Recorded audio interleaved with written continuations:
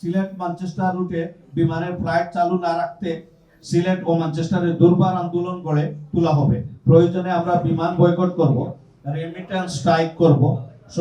সরকার ও বিমান কর্তৃপক্ষকে বলবো আপনারা আমাদের সেদিকে ঠেলে দিবেন না। আমার একটা প্রশ্ন বিমান কর্তৃপক্ষের কাছে, আমাদের ফ্লাইটগুলো যেহেতু ভর্তি হয়ে আসতেছে ফুল ফ্লাইট, তাহলে লসটা কোথায় হচ্ছে? এই লস তাহলে লুকোচুরি হচ্ছে। আপনারা বিমান কর্তৃপক্ষ আমাদের এই প্রফিটকে আপনারা লুকোচুরি করছেন এই ফ্লাইট বন্ধ করার জন্য।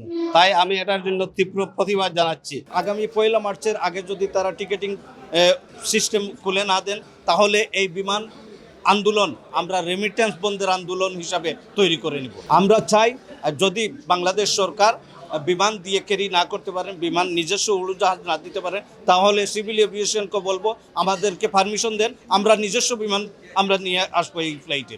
দেখেন, আমরা আজকে ম্যানচেস্টার টু সিলেট যে ফ্লাইট রয়েছে সেইটা নিয়ে আমরা প্রতিবাদ এখানে প্রেস কনফারেন্স করেছি।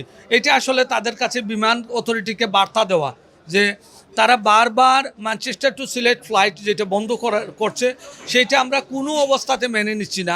বাংলাদেশ বিমান ছাড়া যতটা বিমান এখানে অপারেট করে সবগুলি বাণিজ্যিক এয়ারলাইন্স।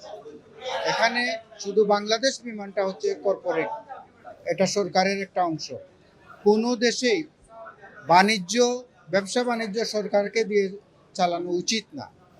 এই সরকারি আমলা ব্যুরোক্রেটরাই কিন্তু বিমানের 12টা বাজাচ্ছে।